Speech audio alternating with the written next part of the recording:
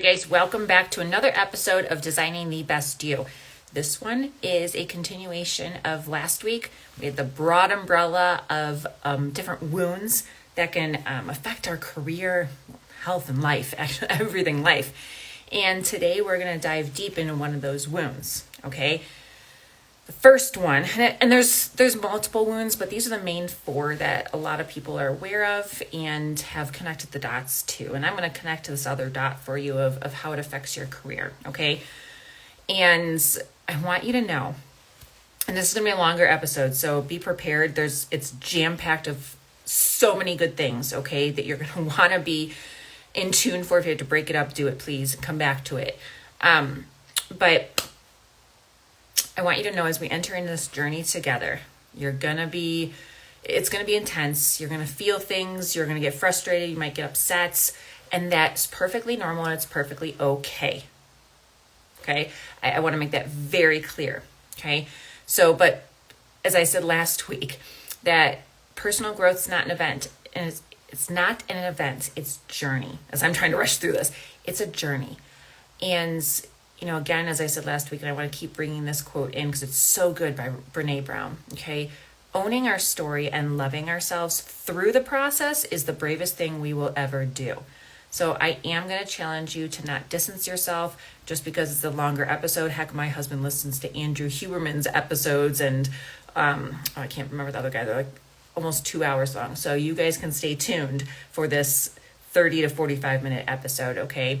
Because it's going to be so many things that are going to come up because I don't want you to stuff it. Because when we do deny the reality of our experiences, guess what? We don't become more and better of who we were designed to be. Guess what? We become less than.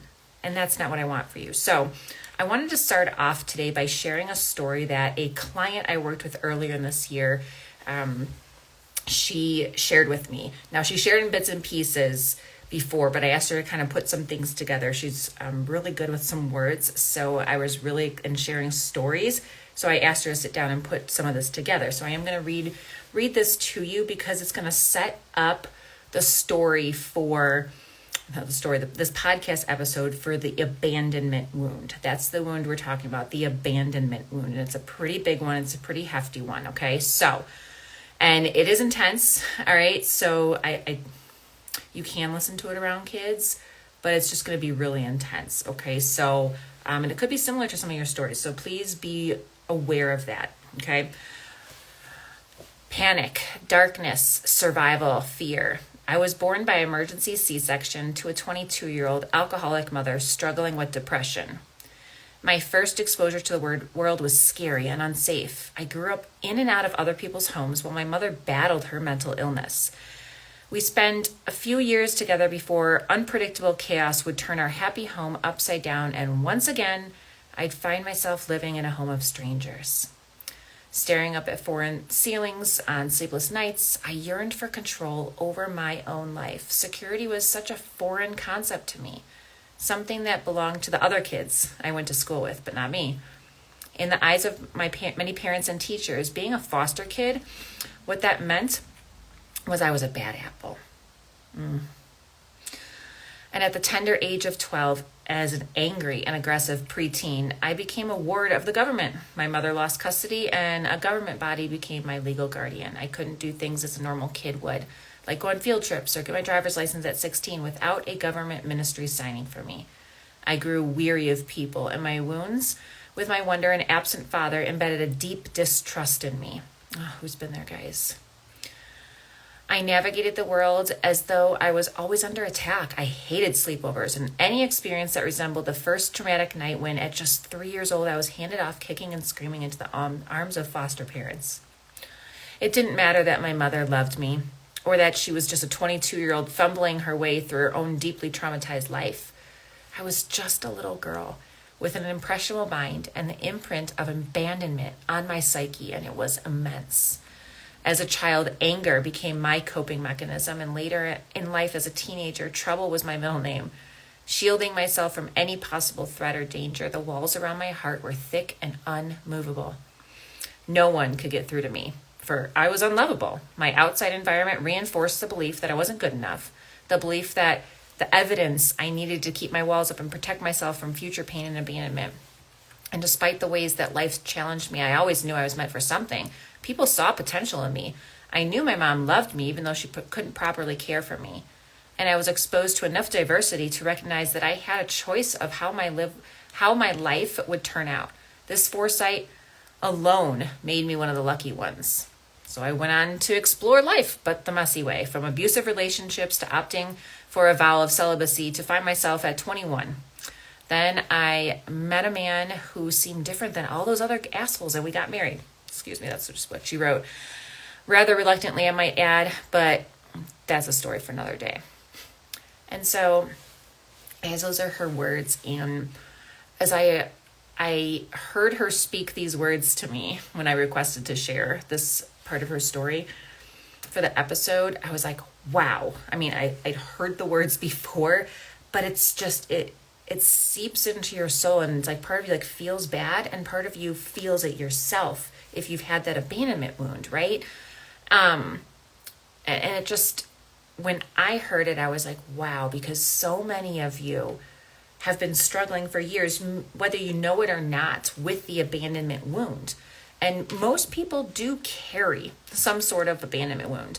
The story may be different, but the wound is the same. And so you're probably like, what is the abandonment wound? Okay, someone left me. No one left me when I was a kid. It seems to be what do I want to say? Underrepresented in the mental health world. Okay. And so as you guys know, I dabble in the mental health, in the emotional health, and the physical health, and then the strategy behind all of that to help you get to that next place in your career, which ultimately helps affect your life, right? And it's just like complex trauma or complex PTSD. It's not in the DSM, okay? And right, abandonment is not in the DSM. And a lot of therapists who understand that struggle because they can't really, and now I don't use the word treat or diagnose, but they do. They can't treat people. They can't diagnose them with abandonment wound, right? But it's a pretty hefty mental illness that is experienced by people, and it has severe ramifications that have a lasting impact on our career, our health, our life, our families. My goodness, right? So something I want you to be aware of is oftentimes people think of abuse, okay? And they're like, it's physical, it is sexual, it is verbal, right? It's some kind of violation in that manner. While that is true, that is not the only kind of abuse.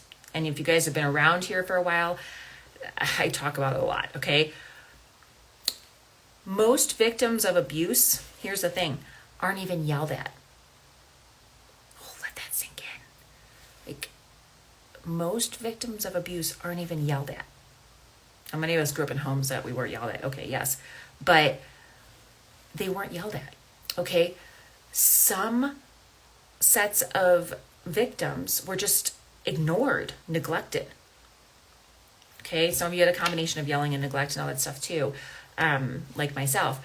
But a lot of it was just whatever, and you were rejected, right? Just as this client said, she was rejected. She was like just put off into the system, and that stinks. And me now as a parent, and I mean even before, but even more so as a parent, you're like, how can you just be like neglected child type thing? And then you like the emotional abandonment, and that's what we call like the emotional abuse. The emotional abandonment is literally the result of someone discarding you, dismissing you, devaluing you, not acknowledging you. And I know this firsthand, okay? Because this type of invisible injury, right? When we're talking, we've talked about tons of seasons before with autoimmune stuff. It's this invisible illness, right? And by the way, emotional abuse and autoimmune is connected. Invisible, right? Invisible injury causes so much harm to the person receiving it, okay? In fact, the term recipients, right, in that case there is actually ironic because the recipient really doesn't receive anything. And that's the problem. They're not getting anything from the person who's abusing them, right? In other forms of abuse, they're getting a wound, right? A physical wound. They're getting whatever it is. In this case, they're not, okay? Receiving nothingness. Sorry, I'm trying not to cry here. Receiving nothingness from a loved one is emotional abandonment that cuts so deeply into the heart of the target. Okay, so deeply. And I hear so many stories from you guys, and it breaks my heart. And no one sees it. It's behind closed doors. Okay, no one's in your body and experiencing that, right? Receiving or not receiving that. And it goes underground in the terms of abuse. And what you feel is emptiness. You feel invisible. When are they going to see me? Right? And typically when you're a victim of this, you can't even comprehend it first. You can't, that feeling of invisibility, right? My kids joke, they're like, you can't see me, I'm invisible. They literally say it all day long. But you can't. You don't see those people who are invisible. And they wish they could hide and become unseen when you have actual like physical abuse. And what do I want to say here? People need to feel like they matter to others. Now, physically beating someone or sexually assaulting someone is not the way you show someone you love them either, okay? But does this sound like you? And it was me, and it can still be too. Like my family unit, particularly my parents, and you guys have heard this before, but I'm going to continue to tell you, okay? They would ignore me for days at a time. If I did something wrong, they didn't like what I did, like what I said, like what I brought up or approached about them, or they were having a bad day, they would ignore. I mean, even as an adult, I remember a handful of years ago, I would bring something up and legit days, they would walk past me, not say a word.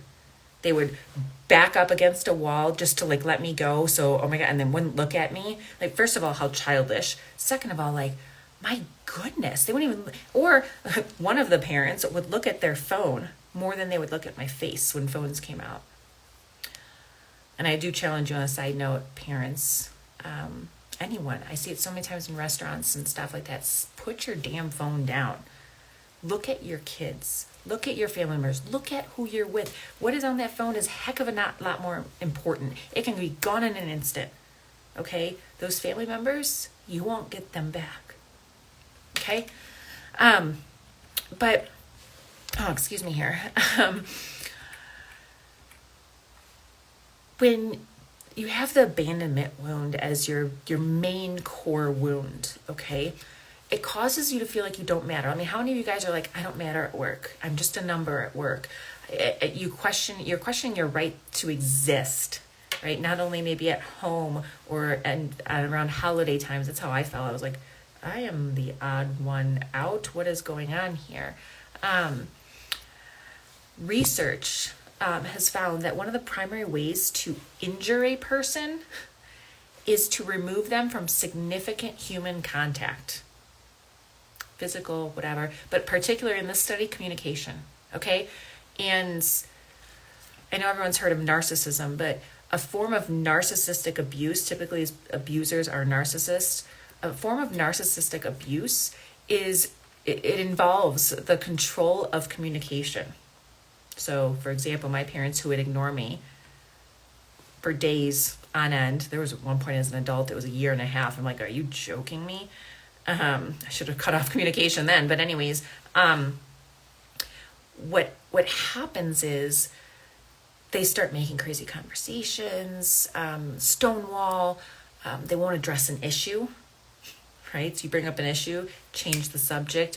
Oh, they wake up in the morning and, all of a sudden it's a glorious day, isn't it? And totally ignore what happened a handful of hours before. They have an unwillingness to solve any kind of conflict because they know what's right and they are in charge. They ignore, I mean, the list could go on. And that silent treatment, guys, and sometimes some of you guys have bosses that do this too. The silent treatment, It's a very common weapon of narcissists, okay? And it causes just such, again, deep feelings of abandonment. You're like, what did I do? I just brought up something that I want solved, and they ignore me. And some people are so hurt by it, that silent treatment, that it turns into substance abuse. And as you guys have listened back to other episodes and seasons, that's what my husband did, and he didn't know why. He was like, I thought it was just because my parents did it and it was in the home. But as we've gone through, and he's gone through counseling and gone through conversations and reading and stuff like that, it was a form of his parents being narcissists and silent treatment, like his mom, silent treatment right now, for I don't even know how long now, how many months. I mean, it's ridiculous. People turn to antidepressants and anti-anxiety medications. Some people do look to, and sometimes either attempt or look to or actually fulfill suicide attempts to escape the emptiness. Now, many of you, let's put this in the career aspect, you could turn to substances, okay? You could use the antidepressant meds and suicide attempts too. Please, if you do need help, please call the suicide hotline if you know that you have any kind of thoughts of that. It's each life is precious, okay? But many of you turn to workaholism. Just saying, because someone at work notices you, right? Look at all the hours I put in. Look at how much time I put in on this project. Oh my goodness, I saved the company so much money. Oh, did you see the amount of money that deal was that I closed?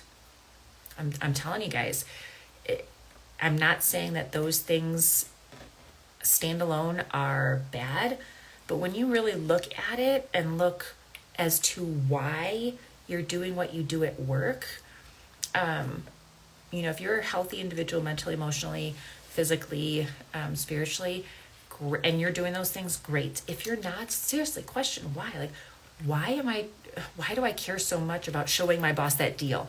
Why do I care so much about telling my wife about that deal? Why do I care so much about putting all the hours in at work? Do I not want to be at home because of the abuse? Right? Think about that. And people cope in different ways. Okay? Some pretend it doesn't matter and ignore it. That causes all kinds of physical issues. Some people question their worth. Right? I've heard so many times, I'm worth more at my job. Yes, that can be true, but why? Why? If you were getting paid minimum wage, would that matter? If you're getting paid $1 million, would that be enough? Like, other people, they're openly angry. They're openly aggressive at work. And so with abandonment issues, there comes defense mechanisms, okay? So when an abandonment wound has been opened or deeply triggered, it feels terrifying. So that's what I want you to think about too. Like, do you feel out of body or out of mind when one of those that wound is triggered? And healing my own abandonment issues, because I'm always very transparent with you guys, I learned it doesn't always take this big catastrophic event to trigger it, or to even form. Heck, let's go back to even being formed, okay? In the book, The Journey from Abandonment to Healing, author Susan Anderson, she actually explains how just even a seemingly minor event, such as being dropped off at summer camp, okay, can cause a small child to learn that the world's unsafe and their security is under threat, okay? I mean, I remember being dropped off at summer camps, at dance lessons, oh my goodness, the town that I lived in, the downtown, being dropped off, and then can't wait for daddy to come pick me up. And there I was sitting there, last person out of class, multiple times, by the way, because dad would forget to pick me up. How does a dad, I can understand and give some grace, but multiple times. It's literally on your way. Like, I had seen one time his van drive by me. And you're like, but why, right? So, and then many times when I went to summer camps and other, like, Awana camps and stuff like that, I'd be like nervous as to whether my parents would be there to pick me up, even from like volleyball stuff or whatever it was. And then sometimes I'm like, you know what? I hope another family picks me up and I'll be okay with that. Our culture doesn't, what I want to say, doesn't really take trauma seriously unless it's been like some major event or your parents were in an accident, killed, whatever it is. And because they haven't taken things like that seriously, it's caused multi-generational wounding. Like low to high grade trauma, it's passed down from parents to their children, and the cycle keeps repeating. That's why I'm like, me and my husband are like, stop. As hard as it is, stop. Like, this has got to stop. But for the most part, and you guys are going to be like, no, this is not true. It's true. For the most part, as a society, we have very low emotional intelligence, and we have this inability to mindfully work through conflict. You know why? Because many of us, we were taught that anger or sadness, those aren't emotions. They're not emotions. They're emotions, but they're not acceptable emotions, right? We were said, go to your room until you can be happy, or go to your room until you're not angry, until you stop crying, whatever it is. We were shamed for having those feelings. We were told we had to go somewhere until we stopped acting out, okay? And sometimes we're even bullied at school for being the sensitive one, okay? And you're going to have a little bit of that. Sometimes as parents, we're like, hey, we need you to get away. We need you to go. But most of us growing up, there was no apology afterwards. There was no, you okay now? Good, right? Type thing. And, a lot of times even the little things were brushed off as being not that big of a deal. I mean, I don't know about you guys as parents, like when they're little, they're like, oh, you could give them all the same color plates or cup, and they're, oh, I want the whatever one. Why is hers just a little bit? His is a little bit. What? Oh my gosh, right? But that's actually a big deal to a kid. It shows that they're recognizing them. It doesn't mean, and those little things, it doesn't mean they don't leave a mark. Some kids, that stuff really does leave a mark on them. And we are, as a society and let alone caretakers, dismissing those little things and telling a person whether it matters or not. And that's not our place, okay? Gabor Mate, he's authored so many books, but in his book, The Realm of Hungry Ghosts, he speaks to the root of addiction. And I want to share a part of that with you.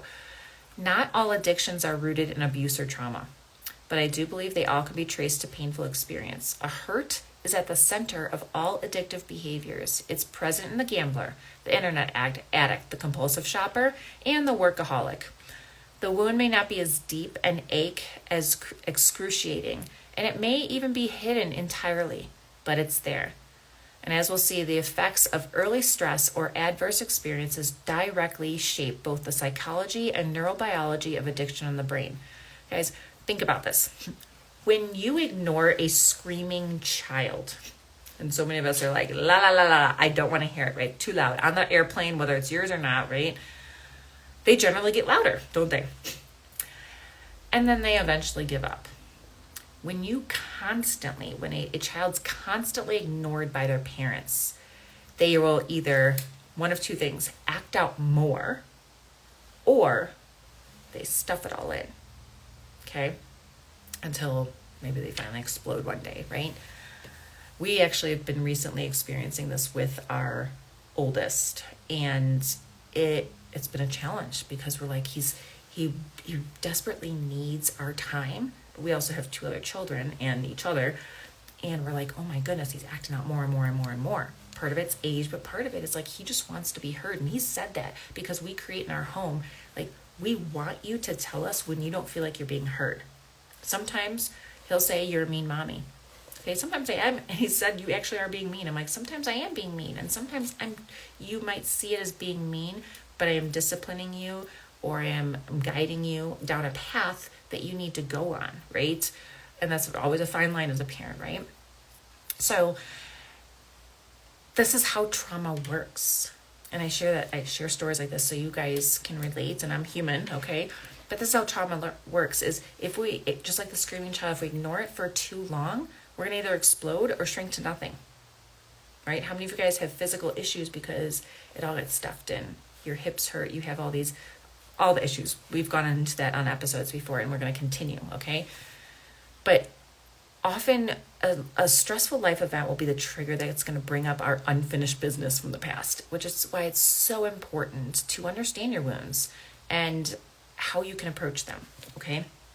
And because you're going to have various situations, you're going to have circumstances at work that are going to trigger them. I know it's triggered with me, it's triggered with my husband. It's just a cycle. You can't leave things at home. You can't leave things at work. You can't, your mind, your body, your emotions, they all come with you until the day that you die, okay? So an abandonment wound can be formed in many different ways, and I kind of want to share that with you. And this is not an exhaustive list, but it can be formed from a birth trauma. Maybe you were separated at birth from a sibling, a twin or something like that. Parents, you had C-section as a trauma to both the mom and the child. Incubators. Maybe you were dropped off at a camp. Maybe you were dropped off at grandma and grandpa's house when you were really, really young, not wondering if mom and dad are going to come back. Or, maybe you went to boarding school. Maybe your parents got divorced. Maybe you had an absent parent. Maybe you had a parent who was sick or used substances and was just not there, they were physically there present, but that just everything else, they weren't there present. Maybe you had a death of a parent. Maybe you had a close family member who was dying when you were younger and that was really hard to watch. Maybe even you grew up in an emotionally cold environments where it wasn't safe to express yourself. Perhaps you had some kind of childhood abuse, whether it was sexual, verbal, insults, things like that. Maybe you had, like I said, distant parents or emotionally aloof parents, not necessarily using substances. Maybe even this is a big one these days now, is parents who put their work first before you. All of those experiences and a handful more form beliefs in a child's brain. Forms the belief that I'm not lovable. I've been abandoned. I'm not good enough to be in their presence. Something must be wrong with me. I can't trust love because the parents are making love conditional. I have to do everything alone. That one just hit me hard there. I'm only lovable if I behave a certain way. Now, we all have bad days, right? So do we get mad at ourselves or our spouses or anyone else when we're having a bad day? No, but we typically do at kids. They're humans too, okay? And even just hearing some of these just makes me sick to my stomach. As you can see and hear in my voice, I'm bringing myself to tears here. First because I've experienced all these myself. Not the death of a parent or a dying, a close family member, yes, but not the death of a parent. But all the rest of them. And then second, because I always seek justice. If you guys know me personally or even professionally, I seek justice in everything. I don't want any person to be ignored, okay? Each one of you deserves to be noticed. I don't care what you look like. I don't care what your past behaviors, your traumas, where you live, how you live, what you eat, I don't care about any of that stuff. What I care is that you're noticed, okay? I teach my kids, go play with that kid who's sitting there alone. Go be that friend that no one else wants to be friends with because they are different or they have a disability or whatever it is, okay? Everyone deserves to be noticed, heard, and valued for who they are, not for doing certain things or behaving in a certain manner, but who you are. And I know that's hard, right? That's really hard, okay? Now, triggers, okay? Many of you are going to have them and not even know what's going on. For example, maybe you are or have gone through a divorce, right? That affects every area of your life. You feel hopeless, typically. You're down, you're depressed, you're angry, right? All those things, right? Maybe you even watched your spouse, your ex-spouse, who you once in loved and cheated on you, drive away. And then every memory as a child of you being abandoned just floods you. And you're like, what is going on, right? Maybe you don't remember any of those memories, but you feel it in your body like, oh my gosh, why do I feel like I have to throw up? Why do I throw up? Why did I just poop myself? Why did I just whatever it is? Maybe you can't stop crying. Maybe you feel aches in your body and you're like, I never had a back injury. Why is my back hurting? All those things. Maybe you're finally able to be angry. Perhaps now that transfers into your work and you're only able to do the bare minimum.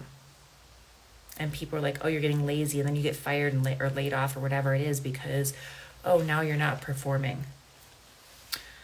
Maybe you isolate and start to veg out on the couch every night. This was me for a while, every night after work or after the kids go to bed for hours, right? Maybe you do start to use substances. Maybe you have that blah or depressed look on your face every day for weeks and months. And your family's like, what's going on? And they start to move on and they're like, they're having fun. You're like, I wish I could have fun too. But you feel abandoned, right? I get it. I've been there. Sometimes I still am there. The wounds come up and they're so hard to deal with. So hard. And as you start to go through therapy, you're like, why in the world? Or you start to heal yourself in other ways. Like, why did I start this? I was better off, and you're not. You have to go through it, okay? Maybe even fall back into a similar relationship. Maybe your father abused your mother, and then your mother left, and then your father was off, whatever, and then you get into that same type of relationship because that's what you saw. Maybe you're like at the beginning there, I said of the triggers, you went through a divorce with someone who was cheating, and then you get back in a relationship with someone who cheats on you, another cheater. But you just want to be loved, right? You'll literally do anything to be loved. Maybe you find another job because someone else is going, I've heard this God knows how many times, guys. Someone else will see your worth, right? This company, they don't see what I'm worth. You go to the next company. Why is this happening again? They don't see my worth. You're back in environments where business just needs to happen, right? It sucks, doesn't it? It does. And there's so many other examples. Okay, but here's some ways, I guess. I mean, I described a little bit, but here's some ways maybe that you can connect the dots more to your life with about how the abandonment wound plays out in real life. Okay, not that we were doing fake life, but real life. Maybe you're oversensitive to criticism or feedback. You get defensive right away. You overreact to conflict.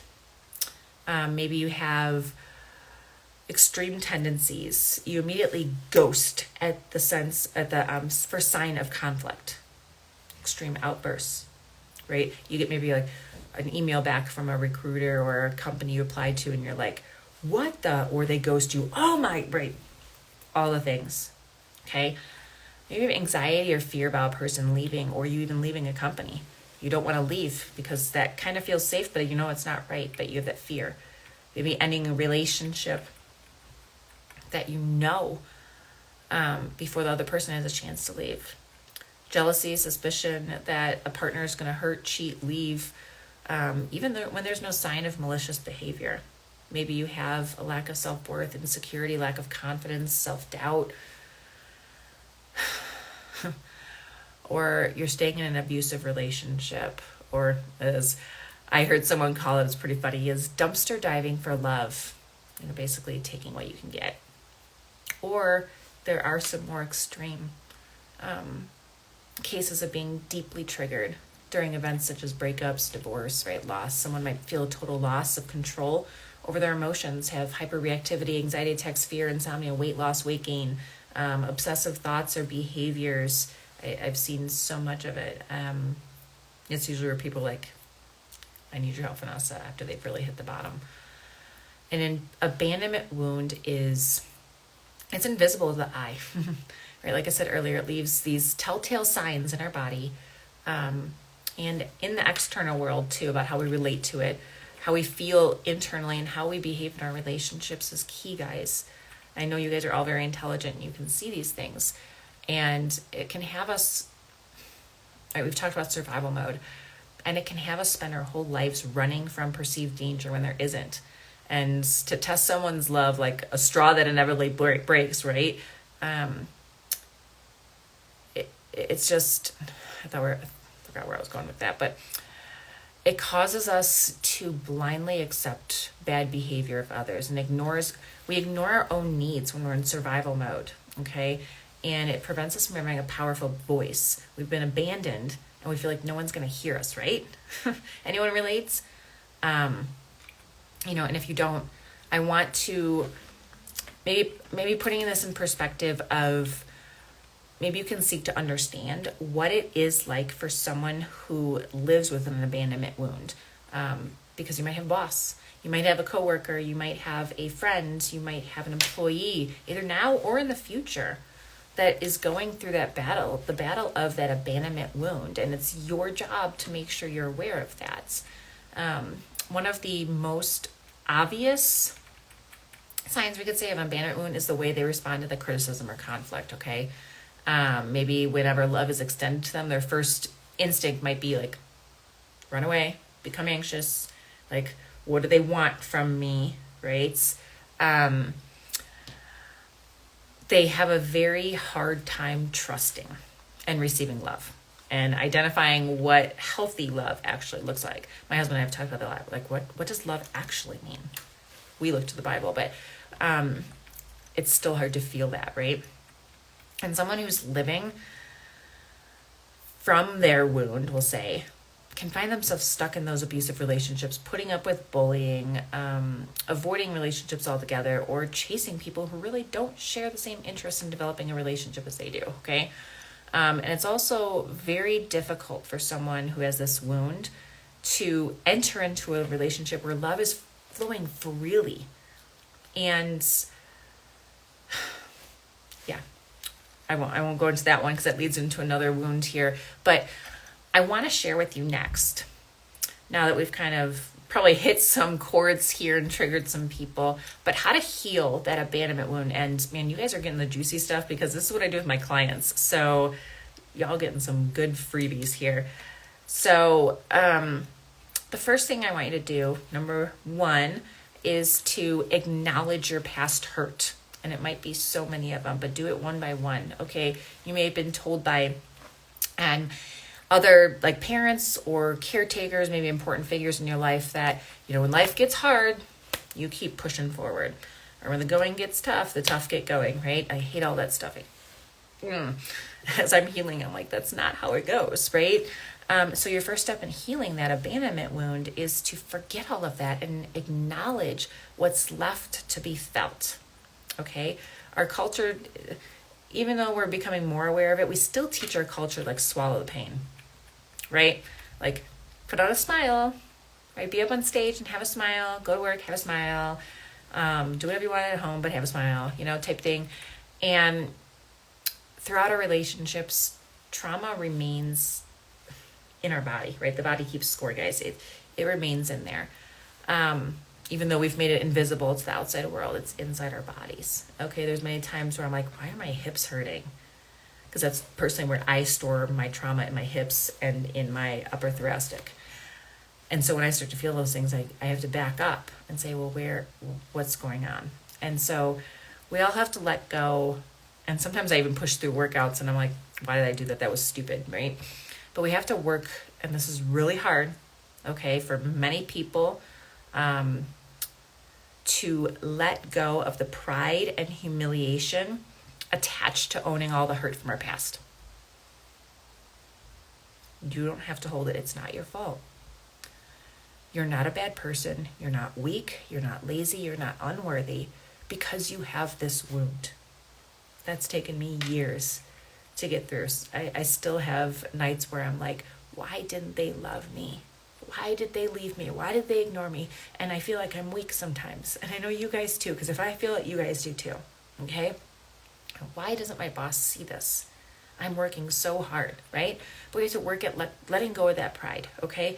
Look at your experiences with loving eyes and give space, okay, for that darkness to get out of the way and for light to emerge, okay? Unfinished business. It's going to find a way to be seen and to seek healing. It always is, okay? Our body, when I say the body keeps score, yes, it's a book, but at the same time, the body is, when we have symptoms, it's like, hello, something's going on inside and trying to shake you awake and say, you got to fix this.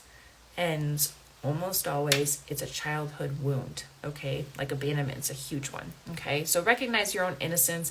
Acknowledge that you were wounded at a time where you literally were helpless. And shame on the parents who knew that That's the biggest one. If they didn't know, give them grace, but knew that and continued to hurt you.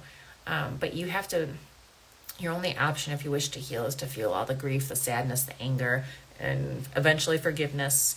Even though we're called to forgive right away, it can be hard. No one can force you to forgive and should. And it accompanies all these hurts, right? So many of the unfinished business, like I said, it does manifest in your body. And many of you guys are like, I want to lose weight. Well, there's a reason why the weight gain is there, because there's some unfinished business. Okay, so that's the first one. The second one is, this leads right into it, right? Feel the feelings, all of the feelings, okay? We spend so much of our lives, I'll say, in our heads. So when triggers occur, the feelings that happen in our body, we're like, what is this going on, right? So what does it mean to like truly feel our feelings? Well, let's, let go into the sensations of pain, right? Feel sad, cry and cry and cry, okay? Be angry, just don't sin and hurt people out of anger. You can't, and I posted this on LinkedIn, was it yesterday or today or something like that? Like, you can't think your way out of a wound. You have to feel your way through it. You can't think your way out of it, okay? So give yourself as much time, and there's no definition as to the length of time. Give yourself enough time to scream, cry, shout, punch pillows, run through the woods, whatever, splash water in your face. I don't care. Lay on the ground and kick and scream. That's fine. I've done those all. And it feels good, but you have to do it in a safe setting, okay? Don't just do it in the middle of like dinner one day or something like that. But do the work, okay? Feel the hard things. There's no way, my therapist said this last year. She's like, there's no way out but through. Okay? And it's so true, because you have to go through it. And when you go through it, it's great. You have the darker emotions, like some of the anger and the sadness, but they're not bad. Okay? So some people are like, oh, that's bad. It's not bad. Okay? Even Jesus was angry, guys. God gave us these emotions, okay? But you can't skip over those intense feelings. You can't rush forgiveness, okay? It took me almost 2 years to finally forgive my parents and my in-laws, okay? It's hard. No one can tell you to do it in a certain amount of time, okay? Third one, remember you're not alone, okay? You're in a sea of billions of people who have passed hurts and traumas and chains from the past, okay? People whose spirits have been broken, hearts been shattered, mistreated, and those who have lost love, okay, and felt the pain of abandonment, okay? So this one is actually one that really helped push me forward once I got to that point that I could, that I'm not alone. I'm not the only, when I hear you guys' stories, when I get on calls with you, I'm like, man, I'm not alone. And then they're like, when they hear my story, I'm not alone, right? So while you're not, your story is unique to you. It's important for you to remember that your feelings are valid. Comparing your pain and the severity and level of your pain to others people, that's just like any kind of comparison. It's a trap. It's a hopeless pursuit. Okay, so just stop that. But so is isolating yourself, okay? And holding the belief that your pain is greater than the rest of the world's. Trust me, I've been there. You used to start having that victim mentality. I don't know how many times my husband has said that. Stop the woe is me, Vanessa, right? This distances you from your own ability to transform. Okay, I'm going to say that again. When you're isolating yourself and holding the belief that your pain is greater than the rest of the world's, you are distancing yourself from your own ability to transform. Huge, right? You deserve the time and space to be held in healing, okay? Seeking support can be terrifying because you're like, what's wrong with me? No, the person there, like myself, a therapist or other practitioner, they're there to guide you. They can't do the work for you, okay? You have to do that work, but they're there to guide you and be a safe place to hold you, right? Not physically hold you, but like just hold that space for you and say, it's okay. Like nothing's leaving these walls. Nothing's leaving this room, right? One thing, especially if you've been in some abusive relationships, like romantic relationships, okay, it's not the best choice for your primary support system, okay, while you're sorting through past hurts. I'm just going to say it. All right, that's why they recommend an AA, like when you're going through AA, to not be dating anyone, okay? And it's for your sake and it's for theirs. It's because a lot of times you expect that person to be your everything. And while they can hold space for you, it's really not their place, okay? Most often it's the healthiest choice is a therapist or a coach, like I said, someone who can witness you in your journey and offer you tools. And that's what I do, guys, okay? It's an opportunity to let someone in, allow yourself to be fully seen, okay? And then the last one is let love in. And this is so hard. I always wondered why I couldn't let people congratulate me. I couldn't let people comment on my outfits or how I looked or what I did. It was really hard for me to receive. I work with people to explore their minds now and the beliefs that may have been hidden, right? We work on hidden obstacles, and one of them is their own worthiness and lovability is hidden, right? And like we said earlier, most likely you've been taught that you're only lovable in a certain emotional state, right? You have to be happy, you have to look like this, it has to be this day of the week, and only after I've had a good day, all that stuff, right? And your growing edge, we'll say, is going to be experiencing sadness and fears and vulnerability, okay? And so when I say bring your sadness to someone, I don't mean dump on someone without permission. Like my husband and I have worked, and we still do this, we still fail at it, but we've worked really well. Like, hey, are you capable of hearing this right now? I have a big set of emotions and I need to share. Or I need to come to you with something and it is about you. Is it okay for me to share? Because sometimes we dump things on people and then they're not ready or they're not able to receive it because they're own things. And we expect them to save us from our own pain, and they can't and they shouldn't. They should be bringing your emotions to another person is an act of revealing yourself in a vulnerable way. I did this with my mother-in-law, and I thought she was able to receive it. She said she was, and then nope. And that hurt. It still kind of hurts. But when you ask permission, it's an open invitation for them to hold space, that loved one to hold space, or a therapist to hold space for you, and remind you that you don't have to do it alone, okay? So you let love in by accepting compliments, you accept hugs, you accept gifts that are being offered to you, or maybe invitations that are extended to you. And one of the hardest things to do with someone who has an abandonment wound, and again, I know this is bringing up some things for me even, is to let the love in. Because you expose yourself at the risk of being hurt or betrayed or worse, abandoned all over again, right? And learning, like I've shared with you guys too, how I had filed for a divorce with my husband a couple of years ago because I was just hurt so badly and I just didn't know what to do, and my parents convinced me to do it. And he's been left multiple times by another spouse, other people, cheated on, things like that. So he constantly, like if he goes somewhere on a trip or whatever, he has that fear that we're gonna leave. And I'm like, no, and I have to keep convincing him and keep showing the trust in that aspect. But we don't want to be abandoned, right? I've had the fear too, like, oh my gosh, he's gonna leave me and then I'm gonna be stuck doing it on my own all over again. And it's things you have to work through. It's learning how to trust that yourself, that you are, learning how to trust, sorry, let me think about this. Learning how to trust you're worthy of receiving love and support. So be gentle with yourself, okay? Throughout this process, that's the key, because no one was gentle with you as a child. You have to be gentle with yourself, okay? And I want you to know there is no race to the finish line. There's no prize there other than know that you're stopping this wound from hurting other people by healing yourself. You're stopping it in the workplace. You're stopping it in your families. You're stopping it from your children.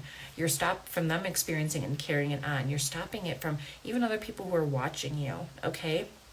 And I want you to know in all of this, that was the fourth one there of letting love in, that regardless how your inner child maybe hurting, there's always a wiser version of you that can provide healing and reparenting to your younger self. And that's what we're all about here, okay? That's what we're working through and uncovering so you can be the best, okay, you that was designed to be in your career. I mean, wow, that episode. Wow, right? You know, I hope you got something out of it. And I sit with the feelings, journal them, you know, heck, book a meeting with me. No sales, no strings attached, where we can talk about it. And I want to share this too as I end. You can be the person you wish your parents were to others. Give yourself the grace.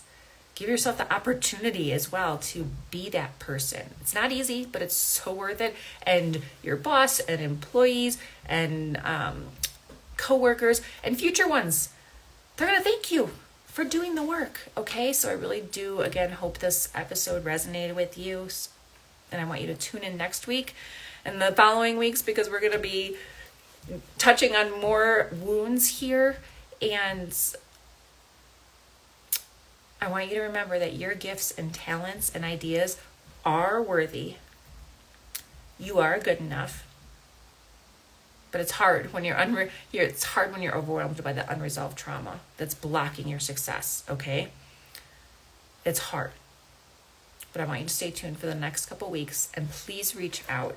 Get on a call with me. Book that call. Take the risk and book the call, and we can talk it through, okay? And let's keep on designing the best you.